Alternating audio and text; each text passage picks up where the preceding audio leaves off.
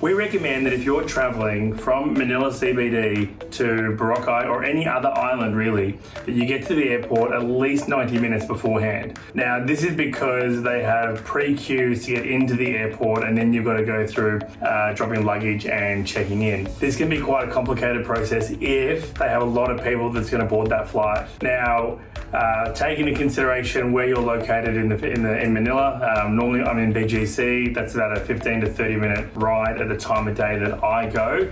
But make sure you check the traffic. You can go into Google Maps and check how long it should take you. When you get to the airport, you are going to have a pre-queue where they'll check your ticket and they'll check your ID before scanning your bags overall. From there, when you go through, so make sure you have all the documentation ready and prepared. Once you get through there, you'll then find your airline and proceed to those queues. Now, some will have a pre-check-in process where you have to go to a little booth and a little computer screen where you'll enter in your details or maybe print off a boarding pass and a bag tag. And then from there, you'll have to maybe weigh your carry-on luggage and then take your luggage across, well, not across, but over to the people that can help check you in and send your luggage off. Once you've done that, you then need to go through security. So there's another queue where you'll need to go and show your documents again. Going to that queue, that may take a while also depending on how many they have open. And they don't normally have a heap open. So if there are a lot when you go there that day, lucky you. So once you go through there, you'll need to take off your shoes. Some say you don't, it's up to you.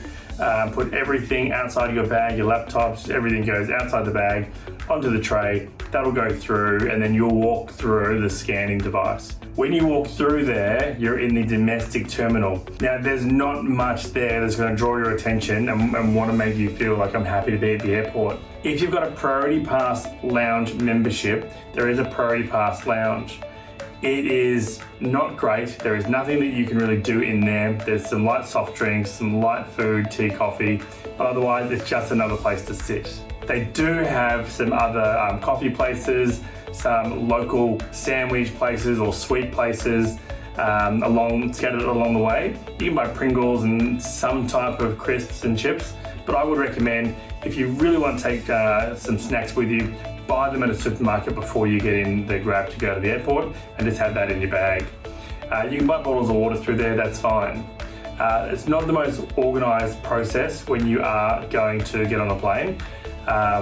What we typically do is we don't have any priority boarding or anything like that with a lot of the local airlines. We're just one of the regular people on the plane. What we do is, for example, Cebu Pacific, we will go and stand near the front of the queue area.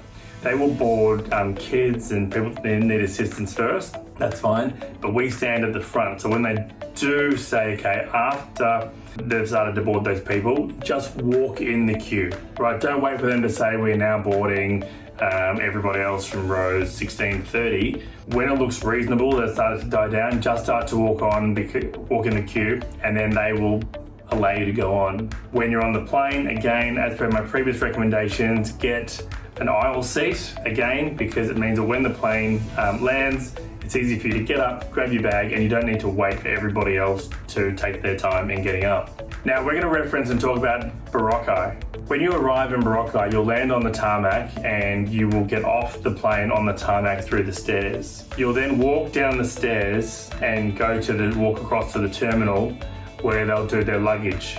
Now, luggage I found in Boracay, which is Kataklan Airport, is normally pretty quick.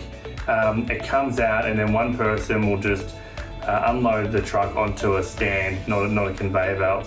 Although I think they're bringing it in a conveyor belt. Once the luggage comes out, you'll see there's a lot of people there standing with resort accommodation, or you'll see some booths which will have access to a minivan and then a boat going across to the island of Boracay. If you have booked your hotel accommodation, some of them will have a shuttle. They'll take you from the shuttle to the port, and in the port you get on a ferry across to the island, and then you'll have another minibus. If you're staying at a hotel like Shangri-La, for example, which is probably the most nicest hotel on the island, they have their own speedboat. They will meet you at the airport, they'll take you in their van, they'll take you to a little holding room, which is lovely, decked out, air conditioning. They'll put you on their own speedboat and they'll take you directly to the Shangri-La hotel. But for all other people trying to get across to the island, typically you'll get a water taxi or a ferry or something like that from the port to the other side, and then you'll get a minibus. Only takes you probably 10 to 25 minutes to get from the port in Boracay to your hotel, and where your hotels are. Station 3 is the closest to the port.